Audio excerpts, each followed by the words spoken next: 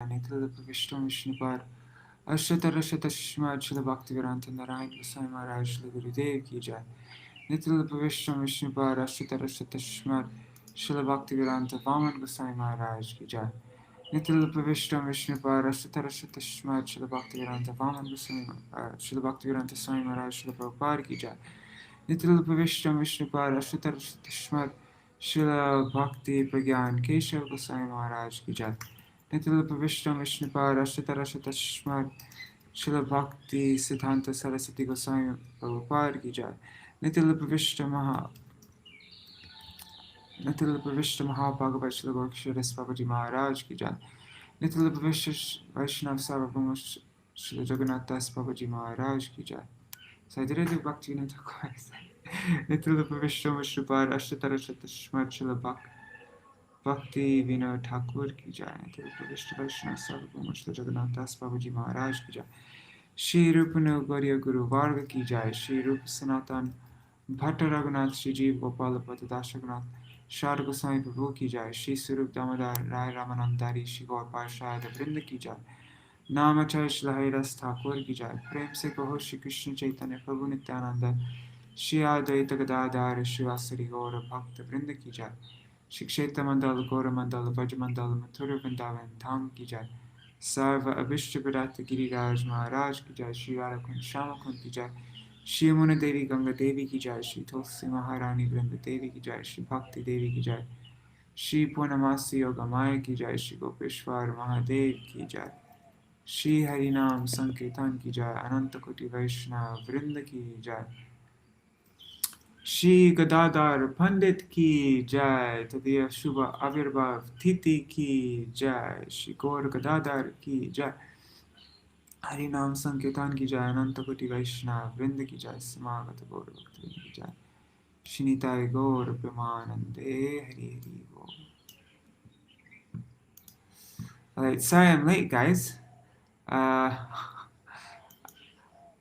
was feeling so tired after Mangalarti. And just before I read, I slept a little bit, and I woke up too late. I slept a little bit so that I wouldn't be falling asleep while I was reading. And anyhow, okay. Om Jnanatirmirandasya Jnananjana Shalakaya Chakshurunmilitam Yena Tasmai Shri Guruve Namaha. Namo Vishnu Padaya Radhikaya Priyatmane Shri Śrīmad Bhaktivedānta Narayana Namine. Namo Vishnu Padaya Krishna Prishtaya Bhutale Śrīmate Bhaktivedānta Swaminiti Namine. Vanchakalpatarubhyascha kripa sindhubhya eva cha patitanam pavanebhyo vaishnavebhyo namo namaha. Namo Mahavadanyaya Krishna Prema Pradayate Krishnaya Krishna Chaitanya Namne Gauratishe Namaha. Guruve Gaurachandraya Radhikaya Tadalaya Krishnaya Krishna Bhaktaya Tarbhaktaya Namo Namaha. Yam Pravrajantam Anupetam Apeta Krityam Dvaipaya Nakatara Ajuhava Putreti Tanmayataya Taravo Binedu Samsarva Bhuta Hridaya Munimanatosmi Narayanam Namaskritya Narang Chaiva Narotamam Devim Saraswati Vyasam Tato Jayamudhirayet Shrinvatang Swakata Krishna Punya Shravana Kirtana Hridantasto Hyabhadrani Vidhunuti Suritsatam Nashta Prayeshvabhadreshu Nityam Bhagavata Sevaya Bhagavatuttama Shloke Bhaktir Bhavati Naishtaki Tavai Vasmi Na Jivami Tvaya Vina Iti Vigyaya Radhe Tvam Nayamam Charanantikam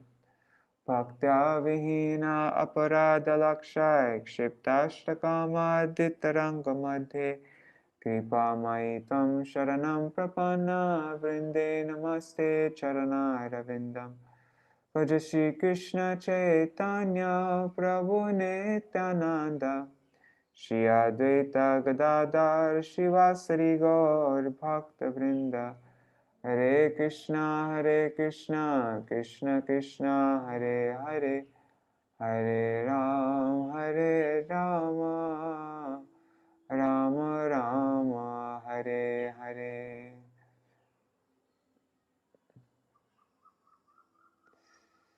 All right. Oh, where is it? So I'm going to read about Gadadhar Pandit this evening, not this morning.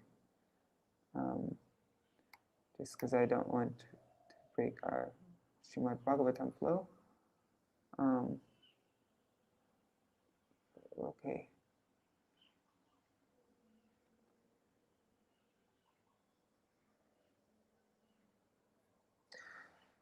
Okay, so yesterday we read about, first we read about Prithu Mahārāja's yagyas and Indra's intolerance.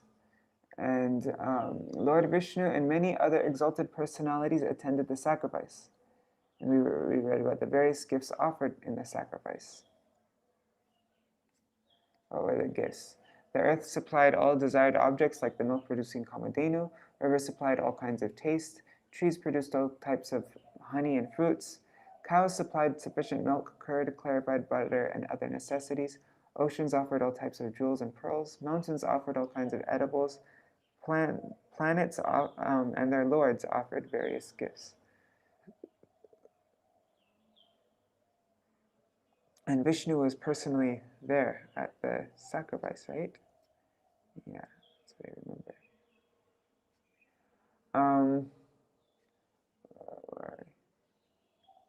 So Prithu, who was completely dependent on Lord Adhoksaj, was enhanced by the Lord's mercy.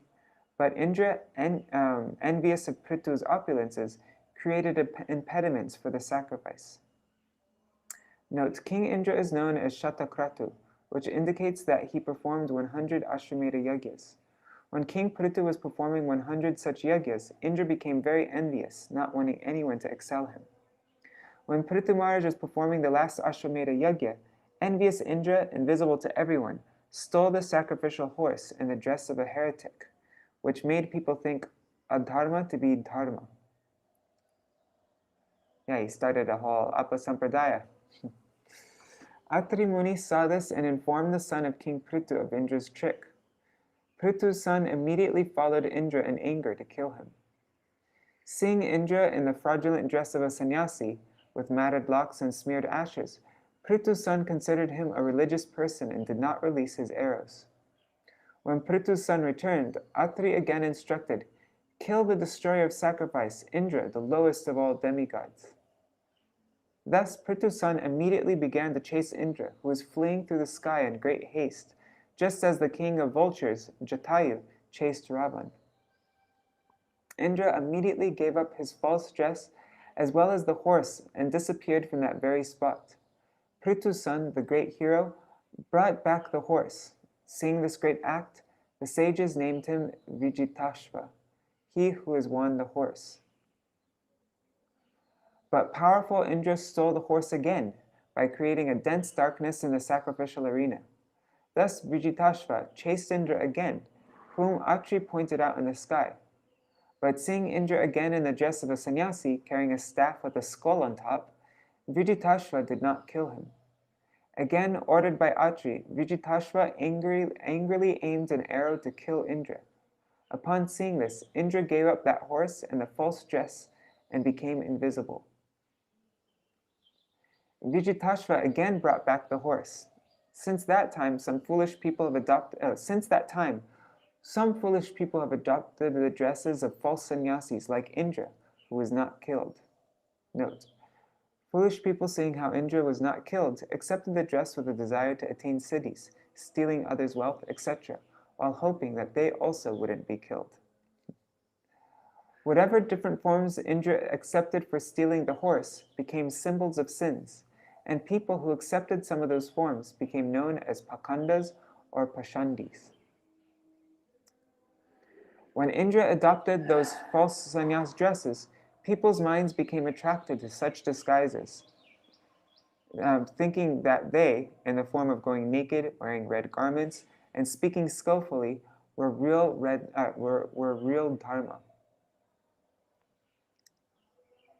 Lord Brahma pacifies Prithu Maharaj. Seeing Indra introducing such pseudo-sannyas orders, Prithu Maharaj, who was very powerful, angrily took up his bow and arrows to kill Indra. Seeing this, the priest requested Prithu, "O great soul, don't kill Indra. According to Shastra, only sacrificial animals can be killed in a sacrifice. Indra's power has already been reduced due to his actions. We will call him here by Vedic mantras and forcibly offer him into the sacrificial fire." So you don't kill him, we'll kill him, basically, right? Then Lord Brahma to the priests, thus advising Prithu, the priest prepared to offer oblations into the fire in anger. But at that moment, Lord Brahma appeared and forbade them. Lord Brahma says to the priest, "You should not kill Indra because he is a part of the Lord's body, and this yajna is meant to satisfy the demigods, and they are all parts of Indra's body. Observe that Indra's attempts to obstruct the sacrifice resulted in disruption of dharma. If you oppose him any further, he will further misuse his power and introduce many other irreligious systems. Let there be only 99 sacrifices for Prithu Maharaj." Note, Brahma said that by his blessings, Prithu would be more famous with 99 sacrifices than Indra with his 100 sacrifices. Okay, so he'd be more glorious than Indra, even though he did less sacrifices. Lord Brahma to Prithu, "What is to be gained by performing more sacrifices if you know the path of liberation? Both you and Indra are parts and parcels of the Lord. Therefore, you should not be angry with Indra, who is none different from you. Do not worry about the incomplete sacrifice. The angry mind of a person who meditates on that which is thwarted by providence enters into dense darkness of materialistic thought. Stop this sacrifice."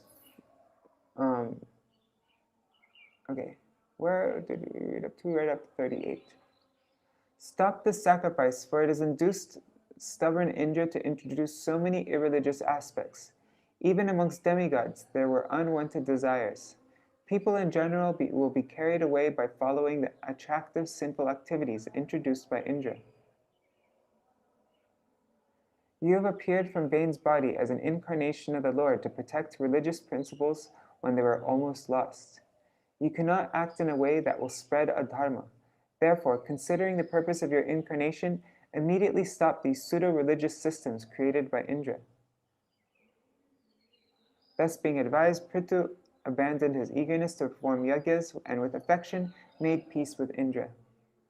Prithu Maharaj then took his avabhrut path and received benedictions from the demigods who were pleased by his glorious activities. Prithu offered all kinds of rewards to the Brahmins with great respect. Being satisfied, they gave their heartfelt blessings to him. "O mighty king, all the assembled people, the devatas, pitris, great sages, etc., have become satisfied with your dealings and charity towards them." Right, so that's where we are. Radhe Radhe Raseshwari Mataji. Okay, I might not read everything that I said I was going to read today because it's late. Yeah, I might not read up to verse 15 in chapter 20. Let's just see what time it is at where we get to by 8. It's my fault for sleeping too much, but at least I won't be falling asleep now. Okay, King Prithu's 100 horse sacrifices. Whoops. Where is it? We read up to 37.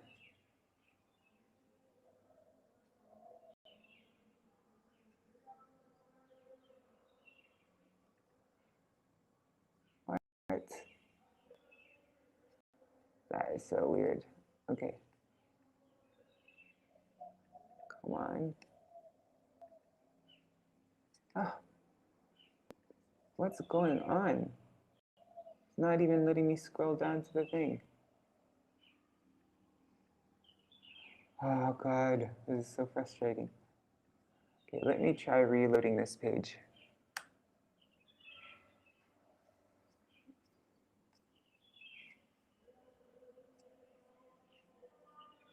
Okay, now let's try.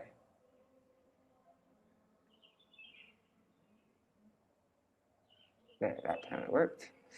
Okay, Satam Vimirshasya Bhavam Prajapate Sankalpanam Vishvasrajam Pipi. Oh, we already read this. Pipi Prihi. Yeah, I remember reading this already. Oh, protector of people in general, please consider the purpose of your being incarnated by Lord Vishnu. The irreligious principles created by Indra are but mothers of so many unwanted religions. Please therefore stop imitations immediately. Okay, Maitreya Uvacha. Itam saloka guruna samadishto vishampati tata chakritva vatsalyam magonapi chasandade.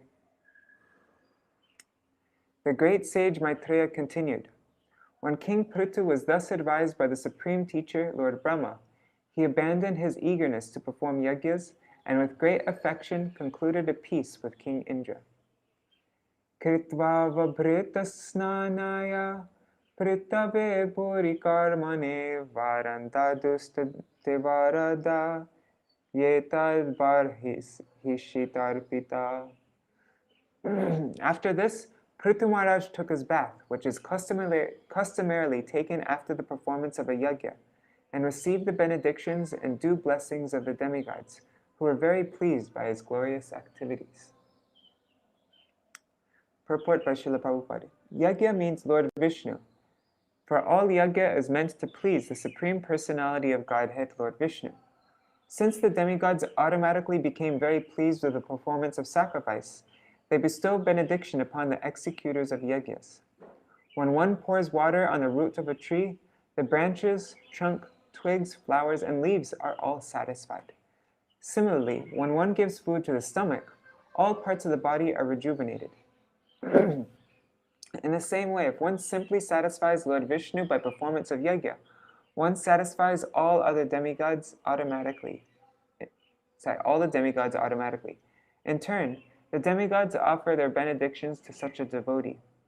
A pure devotee, therefore, does not ask benedictions directly from the demigods. His only business is to serve the Supreme Personality of Godhead. Thus, he is never in need of those things supplied by the demigods.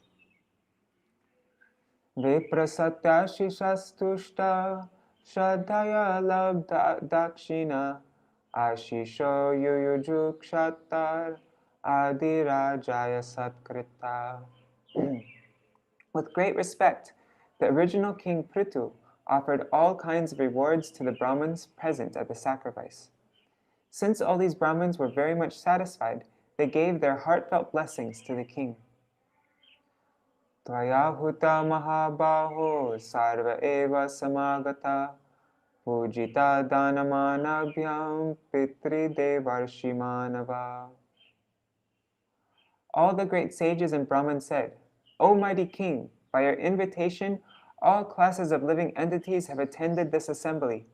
They have come from Pitri Loka and heavenly planets, and great sages as well as common men have attended this meeting. Now all of them are very much satisfied by your dealings and your charity towards them. Thus ends the Bhaktivedānta purports of the 4th canto, 19th chapter of the Śrīmad Bhagavatam, entitled Prithu's 100 Horse Sacrifices. And, one second, just want to show you this. We also just now finished this book. That was the end of the last chapter of this part 2 of the 4th canto. So now we will be beginning the 3rd part, the 3rd and last part of the 4th canto. Are there any pictures for this? No, Indira Mataji would have shared them if they were, yeah. Okay. Alright, let me share my screen again. And Pradyumna Prabhu, I can answer your questions afterwards. I'm very late today. So. Lord Vishnu's appearance in the sacrificial arena of Mahārāja Prithu, chapter 20. Maitreya Uvacha Bhagavanapi Vaikunta Sakam Maghavata Vibhu Yagya Patistushto Yagya Bhuktam Abhashata. The great sage Maitreya continued, "My dear Vidura, being very much satisfied by the performance of 99 horse sacrifices, the Supreme Personality of Godhead, Lord Vishnu, appeared on the scene. Accompanying him was King Indra. Lord Vishnu then began to speak. Shri Bhagavan Uvacha, Eshate Karshir Bhangam, Hoy Medha Shatasya, Hoy Mega Shatasya, Kshama Payata Atmanam, Amushak Shantamar Hasi. Lord Vishnu, the Supreme Personality of Godhead, said, "My dear King Prithu, Indra, the King of Heaven, has disturbed your execution of 100 sacrifices. Now he has come with me to be forgiven by you. Therefore, please excuse him." Purport. In this verse, the word Atmanam is very significant. It is a custom among yogis and jnanis to address one another, or even an ordinary man, as one's self, for a transcendentalist never accepts a living being to be the body. Since the individual self is part and parcel of the Supreme Personality of Godhead, the self and the super-self are qualitatively non-different. As the next verse will explain, the body is only a superficial covering, and consequently, an advanced transcendentalist will not make a distinction between oneself and another. Sudhiya sadhava loke naradeva narottama na vidruhyanti bhutebhyo yarhi natma kalevaram. O King, one who is advanced in intelligence and eager to perform welfare activities for others is considered best amongst human beings. An advanced human being is never malicious to others. Those with advanced intelligence are always conscious that this material body is different from the soul. Purport. In daily life, we find that when a madman commits murder, he is excused even by a high court judge. The idea is that a living entity is always pure because he is part and parcel of the Supreme Personality of Godhead. When he falls into the clutches of material energy, he becomes a victim of the three modes of material nature. Indeed, whatever he does under the influence of material nature. As stated in Bhagavad Gita 5.14, "Na kartritvam na karmani lokasya srijati prabhu, na karma phalasam yogam svabhavastu pravartate." The embodied spirit, master of the city of his body, does not create activities, nor does he induce people to act, nor does he create the fruits of action. All this is enacted by the modes of material nature. Actually, the living entity or soul does not do anything. Everything is done under the influence of the modes of material nature.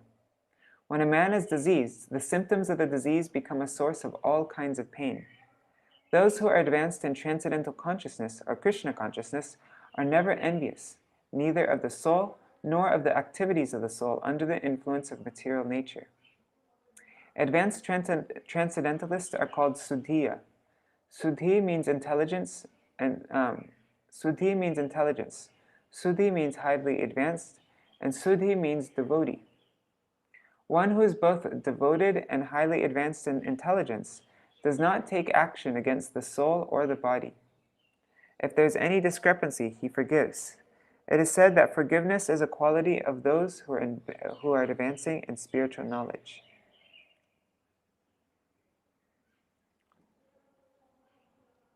Kshamata, forgiveness. Purushayadimo yanti tvadrisha deva mayaya Shrama eva param jato dirgaya vriddha sevaya.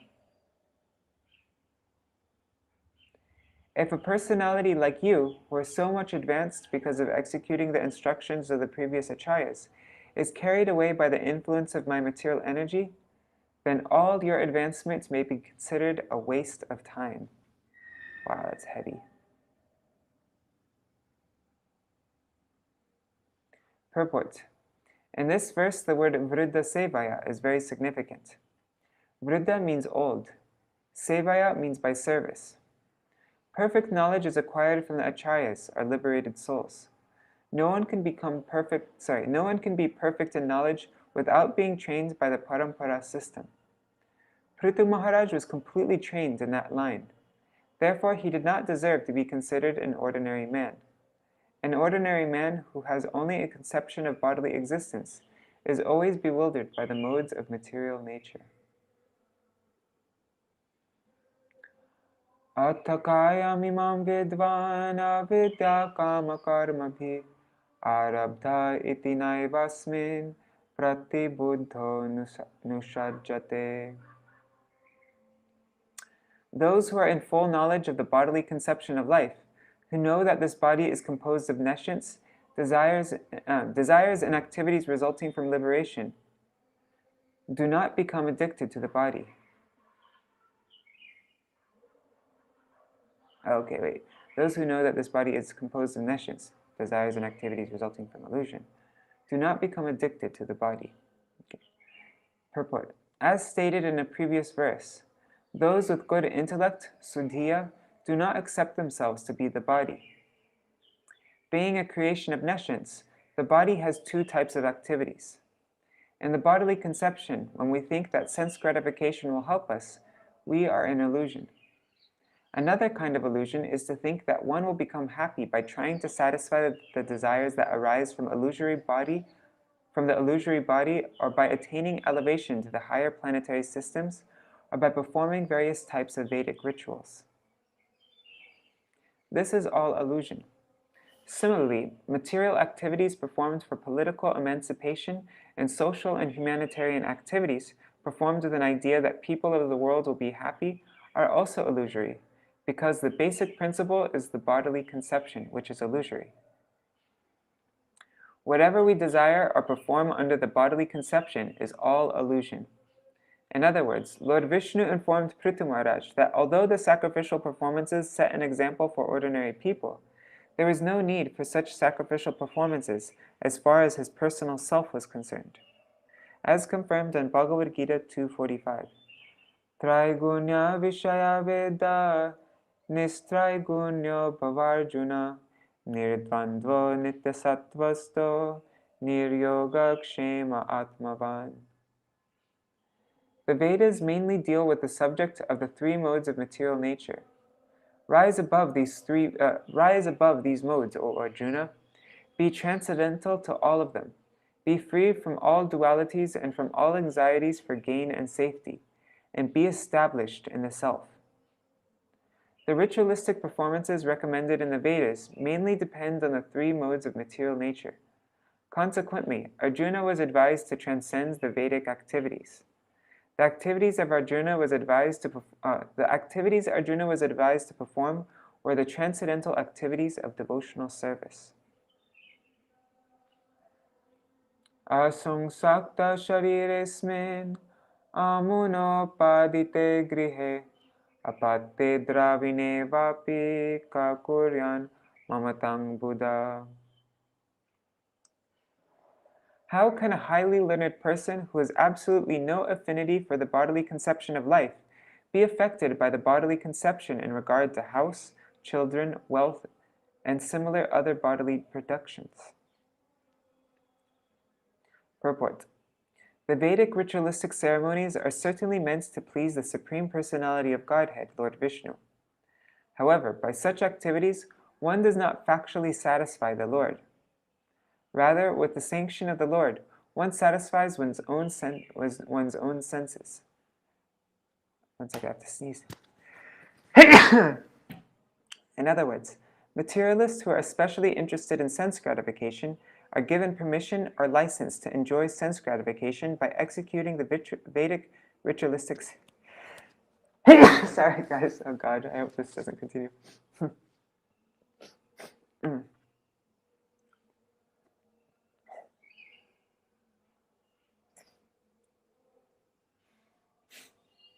Let me blow my nose really quick. That might help my sneezing go away. Arg.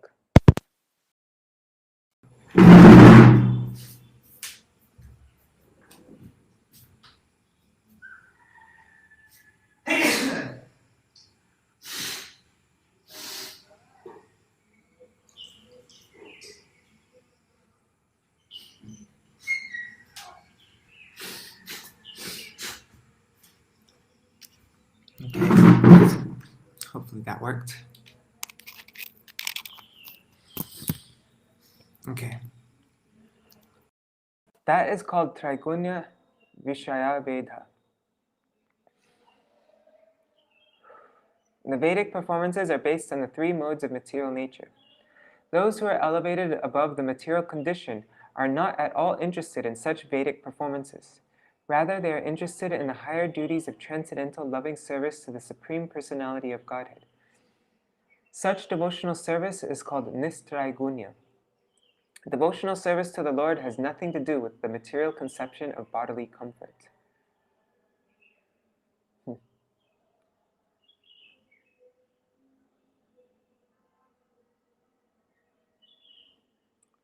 Ekashuddha swayam jyotir nirguna so gunashraya sarvaguna vritak shakshi niratmatmana para. The individual soul is one, pure, non-material, and self-effulgent. He is the reservoir of all good qualities, and he is all-pervading. He is without material covering, and he is the witness of all activities. He is completely distinguished from other living entities, and he is transcendental to all embodied souls. Purport. In the previous verse, two significant words are used. Asangsakta, meaning without attachment, and buddha, meaning fully cognizant of everything. By full cognizance, it is meant that one should know about his own constitutional position as well as the position of the Supreme Personality of Godhead. According to Sri Vishwanath Chakravarti Thakur, in this verse, Lord Vishnu is describing himself, or the Paramatma. The Paramatma is always distinguished from the embodied soul, as well as the material world. I guess that's why soul, pure. Interesting. Anyways. The Paramatma is always distinguished from the embodied soul as well as the material world. Therefore, he has been described as Para. That Para, or Supreme Personality of Godhead, is Eka, meaning one. The Lord is one, whereas the conditioned souls embodied within the material world exist in many varieties of form. There are demigods, human beings, animals, trees, birds, bees, and so forth. Thus, the living entities are not Eka, but many. As confirmed in the Vedas, Nityo Nityanam, Chaitanas Chaitananam. The living entities, who are many and who are entangled in this material world, are not pure. However, the Supreme Personality of Godhead is pure and detached. Due to being covered by the material body, the living entities are not self-effulgent, but the Supreme Personality of Godhead, Paramatma, is self-effulgent. The living entities being contaminated by the modes of material nature are called saguna, whereas Paramatma, the Supreme Personality of Godhead, is nirguna, not being under the influence of the material modes. The living entities being encaged in material qualities are gunashrita, whereas the Supreme Personality of Godhead is gunashraya. They've taken shelter of the living entities have taken shelter of the modes of material nature, and the Supreme Personality of Godhead is the resting place of the modes of material nature. The modes of material nature come from him, even though he doesn't touch them. The conditioned soul's vision is covered by material contamination. Therefore, he cannot see the cause of his actions and cannot see his past lives. The Supreme Personality of Godhead, not being covered by a material body, is the witness of all the activities of the living entity. But both of them, the living entity and the Paramatma, the Supreme Personality of Godhead, are Atma, or spirit. They are one in quality, yet they are different in so many ways, especially in regard to the 6 opulences the Supreme Personality of Godhead has in full. Full knowledge means that the Jiva Atma, the living entity, must know both his position and the Supreme's position. That is full knowledge. That is Sambandha Gyan.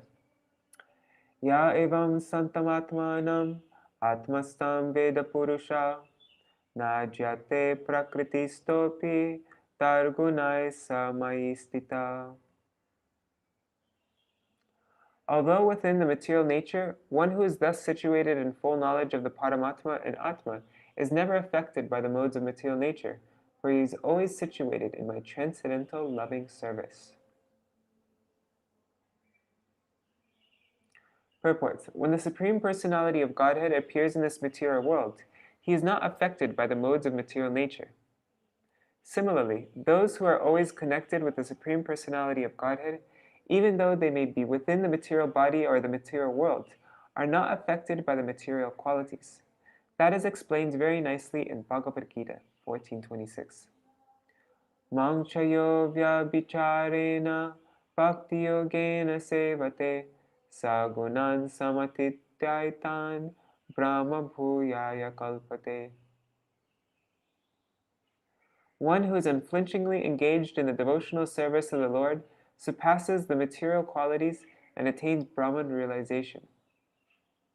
In this connection, Srila Rupa Gosvāmī says that if a person is always engaged in the service of the Lord with his body, words, and mind, he is to be considered liberated, although living in the material world. Yasvardharmena mang nityam nirashi shraddhayanvita bhajate shanakastasya tasya manurajan prasiddhati. The Supreme Personality of Godhead, Lord Vishnu, continued, My dear King Prithu, when one situated in his occupational duty, engages in my loving service without motive for material gain, he gradually becomes very simple. Purport. This verse is also confirmed by the Vishnu Purana. Occupational duties are known as Varnashram Dharma and apply to the 4 divisions of material and spiritual life, namely Brahman, Kshatriya, Vaishya, and Shudra, and Brahmacharya, Grahastha, Vanaprastha, and Sannyas. If one works according to the Varnashram Dharma system and does not desire fruitive results, he gets satisfaction gradually. Discharging one's occupational duty as a means of rendering devotional service unto the Supreme Personality of Godhead is the ultimate goal of life. Bhagavad Gita confirms this as the process of karma yoga. In other words, we should act only for the satisfaction and service of the Lord. Otherwise, we will be entangled by the resultant actions.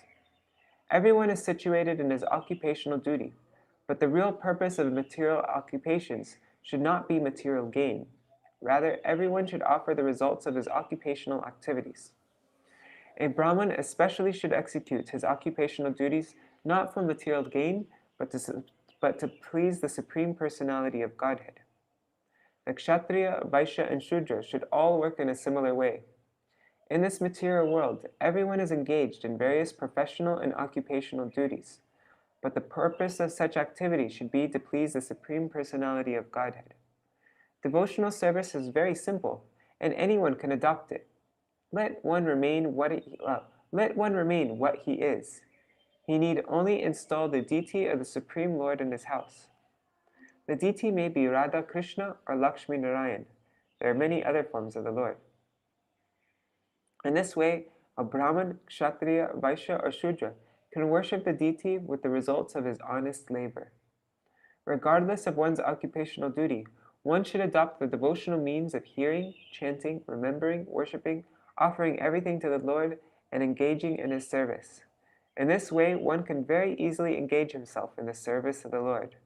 When the Lord is pleased with one's service, one's mission in life is fulfilled. I like that. When the Lord is pleased with one's service, one's mission in life is fulfilled. Parityakta guna samyak darshano vishadashaya shantime samavastanam brahma kaivalyamāshnute. When the heart is cleansed of all material contamination, the devotee's mind becomes broader and transparent, and he can see things equally. At that stage of life, there is peace, and one is situated equally with me as Satchidananda Vigraha. Purport. The Mayavad conception of Kaivalya and that of the Vaishnava community is different. The Mayavadi thinks that as soon as one is free from all material contamination, he is merged into the existence of the Supreme. The Vaishnava philosopher's conception of Kaivalya is different.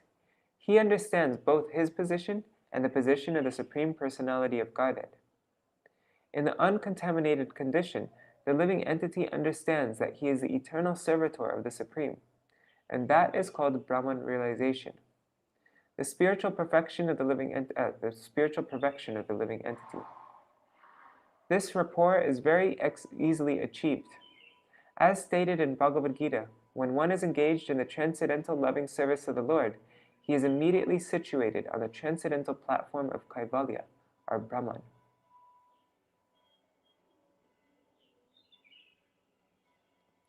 Udasinam ivadhyaksham dravya jnana kriyatmanam kutastam imamatmanam yo vedapnoti shobhanam. Anyone who knows that this material body made of the 5 gross elements, the sense organs, the working senses, and the mind, is simply supervised by the fixed soul, is eligible to be liberated from material bondage. Purport. This verse describes how one can become liberated from material bondage. The first point is that one must know that the soul is different from his body. The soul is called Dehi, or one who possesses the body, and the material body is called Deha, or the embodiment of the soul. The body is changing at every moment, but the soul is fixed. Therefore, the soul is called Kutastam. The change of body is enacted by the reactions of the 3 modes of nature. One who has understood the fixed position of the soul should not be disturbed by the incoming and outgoing interactions of the modes of material nature in the form of happiness and distress. In Bhagavad Gita also, Lord Krishna recommends that since happiness and distress come and go due to the interaction of the modes of nature on the body, one should not be disturbed by such external movements. Even though one is sometimes absorbed in such external movements, he has to learn to tolerate them. The living entity should be always indifferent to the action and reaction of the external body. Lord Krishna says in Bhagavad Gita that the body, made of the gross physical elements, earth, water, fire, air, and sky, and the subtle elements, mind, intelligence, and ego, is completely different from the soul proper. One should therefore not be disturbed by the action and reaction of these 8 gross and subtle material elements. The practical process to attain this stage of indifference is to execute devotional service. Only one who constantly engages in devotional service 24 hours a day can be indifferent to the action and reaction of the external body. When a man is absorbed in a particular thought, he does not hear or see any external activities, even though they are enacted in his presence. Similarly, those who are fully absorbed in devotional service do not care what is going on with the external body. That status is called samadhi. One who is actually situated in samadhi is understood to be a first-class yogi. Bhinnasya lingasya guna prabhaho dravya kriya karaka chetanatmana drashtasu sampatsu vipatsusurayo na vikriyante mai baddhasohrida. Lord Vishnu told King Prithu, "My dear king, the constant change of this material world is due to the interaction of the three modes of material nature. The five elements, the senses, the demigods who control the senses, as well as the mind, which is agitated by the spirit soul. All these taken together comprise the body. Since the spirit soul is completely different from this combination of gross and subtle material elements, my devotee who is connected with me in intense friendship and affection, being completely in knowledge, is never agitated by material happiness and distress." Purport. The question may be raised that if the living entity has to act as a superintendent of the activities of the bodily combination, then how can he be indifferent to the activities of the body? The answer is given here. These activities are completely different from the activities of the spirit soul of the living entity. A crude example can be given in this connection. A businessman riding in a motor car sits in the car, supervises its running, and advises the driver. He knows how much gasoline is used up, and he knows everything about the car. But still he is apart from the car and is more concerned with his business. Even while riding in the car, he thinks of his business and his office. He has no connection with the car, although he is sitting there. As the businessman is always absorbed in thoughts of his business, so the living entity can be absorbed in thoughts of rendering loving service to the Lord. That's nice. I like that connection. This is possible then it will be possible to remain separate from the activities of the material body. This position of neutrality can be possible only for a devotee. Like Srila Bhaktivedānta Thakur says, "Vishaya je priti eve achaye amar, she mata priti hok charane tumar."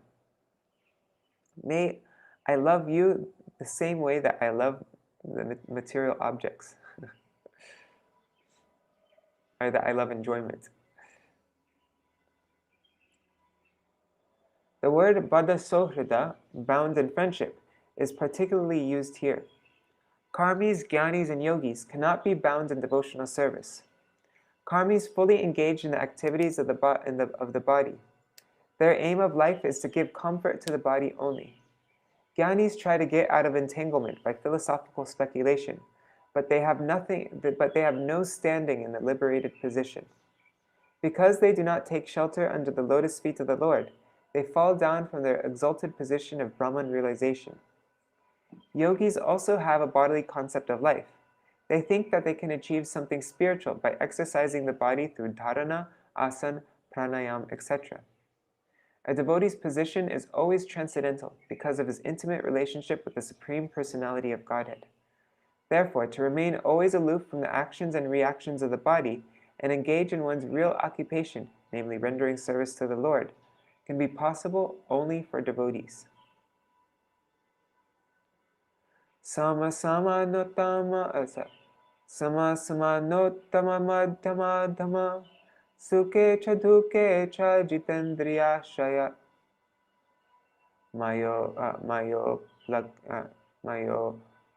paklipta kila loka samyuto vidhatsva vira kila yoka rakshanam. I think we'll probably end with this purport because time is nearly up. My dear heroic king, please keep yourself always equipoised and treat people equally, whether they are greater than you in the intermediate stage or lower than you. Do not be disturbed by temporary distress or happiness. Fully control your mind and senses. In this transcendental position, try to execute your duty as king in whatever condition of life you may be posted by my arrangement. For your only duty here is to give protection to the citizens of your kingdom. Purport. Here is an example of receiving direct instruction from the Supreme Personality of Godhead, Lord Vishnu.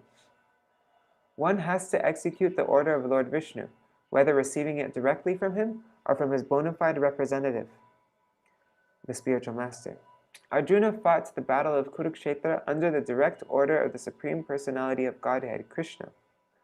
Similarly, here Prithu Maharaj is also being given orders by Lord Vishnu regarding the execution of his duty.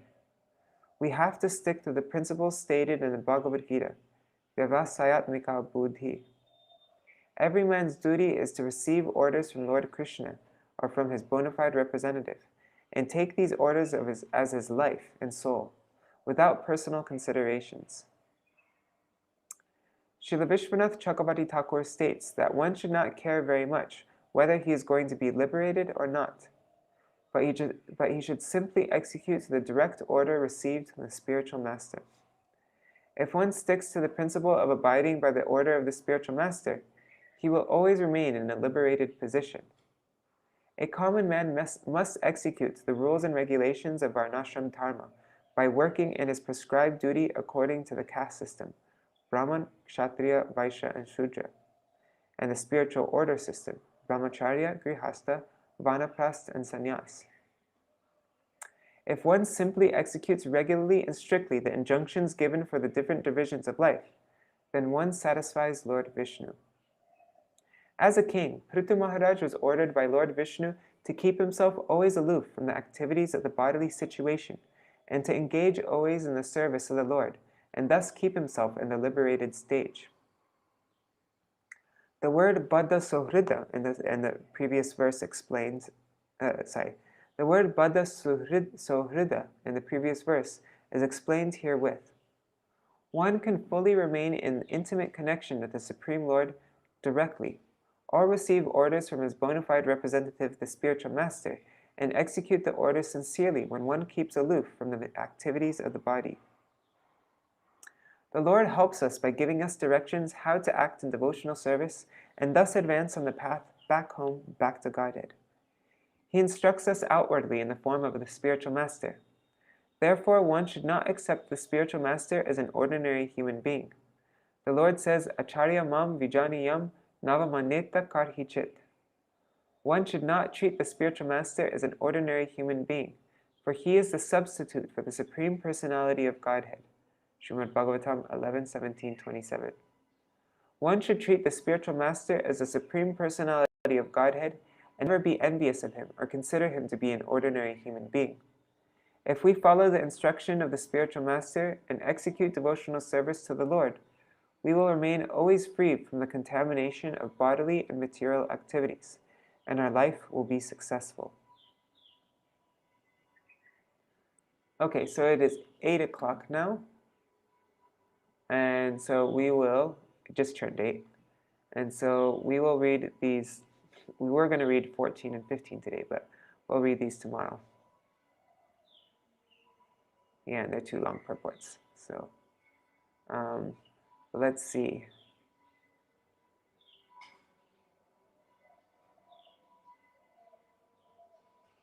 So yeah, tomorrow we will, Lord Vishnu, we will finish those last verse, 16.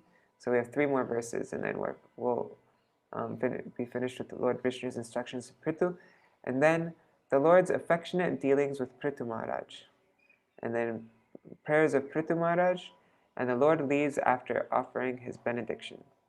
That's all tomorrow. All right.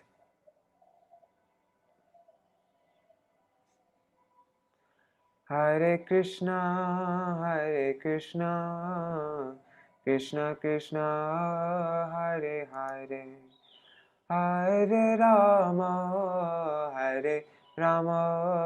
Rama Rama, Hare Hare, Hare Krishna,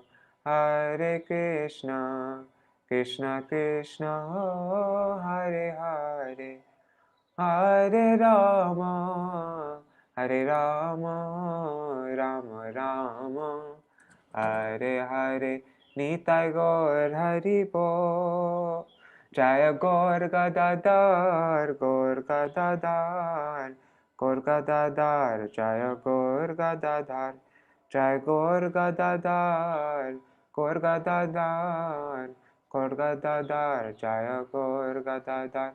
Hari Bol, Hari Bol, Hari Bol, Nitai Gaur Hari Bol, Nitai Gaur Hari Bol, Hari Bol, Hari Bol, Nitai Gaur Hari Bol. Jai Shri Shri Guru Gauranga Kandai Vikakiri Dhari, Shri Shri Radha Vinod Bihari Ju Ki Jai, Shri Govinda Gopinath Maran Mohan Ju Ki Jai, Nitil Pravishra Vishnupad, Ashtatarashatashmad Srila Bhaktivedānta Narayan Gosvāmī Mahārāja Srila Gurudev Ki Jai, Nitil Pravishra Vishnupad, Ashtatarashatashmad Srila Bhaktivedānta Narayan Gosvāmī Mahārāja. Sorry, I already did that. Srila Bhaktivedānta Narayan Gosvāmī Mahārāja Srila Gurudev Ki Jai, Nitil Pravishra Vishnupad, Ashtatarashatashmad Srila Bhaktivedānta Vāmana Gosvāmī Mahārāja Ki Jai, Nitil Pravishra Vishnupad, Ashtatarashatashmad Srila Bhaktivedānta Swami Mahārāja Srila Prabhupada Ki Jai, Nitil Pravishra Vishnupad, Ashtatarashatashmad Srila Bhaktivedānta Keshav Gosvāmī Mahārāja Ki Jai, Nitil Pravishra Vishnupad, Ashtatarashatashmad Srila Bhaktivedānta Saraswati Gosvāmī Prabhupada Ki Jai, Nitil Pravishra Mahābhagavat Srila Gokshadasa Babaji Mahārāja Ki Jai, Nitil Pravishra Srila Satchidananda Bhakti Vinod Thakur Ki Jai, Nitil Pravishra Vaishnav Sarvabhauma Srila Jagannath Das Babaji Mahārāja Ki Jai, Shri Rupanu Gauriya Guru Varga Ki Jai, Shri Rup Sanatan Bhatta Raghunath Shri Jeev Gopal Patadash Raghunath Shara Gosai Prabhu Ki Jai, Shri Sarup Damodar Rai Ramanandari Shri Gaur Parshad Vrinda Ki Jai, Namacharya Srila Haridas Thakur Ki Jai, Prem Se Kaho Shri Krishna Chaitanya Prabhu Nityananda Shri Advaita Gadadhar Shivasari Gaura Bhakta Vrinda Ki Jai, Shri Kshetra Mandala Gaura Mandala Vraja Mandala Mathura Vrindavan Dham Ki Jai, Sarva Abhishta Pradata Giriraj Maharaj Ki Jai, Shri Radha Kund Shama Kund Ki Jai, Shri Muna Devi Ganga Devi Ki Jai, Shri Tulsi Maharani Vrinda Devi Ki Jai, Shri Bhakti Devi Ki Jai, Shri Purnamasi Yogamaya Ki Jai, Shri Gopeshwar Mahadev Ki Jai, Shri Harinam Sankirtan Ki Jai, Shri Gadadhar Pandit Ki Jai. What's Gadadhar Pandit's father's name again? Oh God. How did I forget? Something like, oh God, I can't remember. Anyhow, Shri Gadadhar Pandit Avirbhav Titi Ki Jai, Shri Gaur Gadadhar Ki Jai, Shri Pundarik Vidyanidhi Ki Jai, Shri Harinam Sankirtan Ki Jai, Ananta Koti Vaishnava Vrinda Ki Jai, Samagata Gaur Bhakta Vrinda Ki Jai, Shinitai Gaur Premanande Hari Hari Bo. Vrindai Tulsi Devai Priyaya Keshavashacha Krishna Bhakti Padadevi Satyavatai Namo Namaha Vancha Kalpa Tarubhyashta Kripa Sindhu Vyayevacha Patitanam Pavane Bhyo Vaishnave Bhyo Namo Namaha. Trying to remember his name. Is his mother's name Nabhi Devi? No. Anyhow, we will read about Gadadhar Pandits tonight. We'll read Katha by my Gurudev and Katha by Srila Bhaktivedānta Bharati Goswami Maharaj, and maybe by Srila Bhakti Vallabha Tirtha Goswami Maharaj, whatever things we can find about Gaur Gadadhar. And we'll read the Gadadhar, we'll sing the Gadadhar Ashtakam, and also sing Jai Jai, how does it go? Jai Jai Gadadhar Pandita Gosai. So we'll sing all the songs and read his glories. All right. Haribol.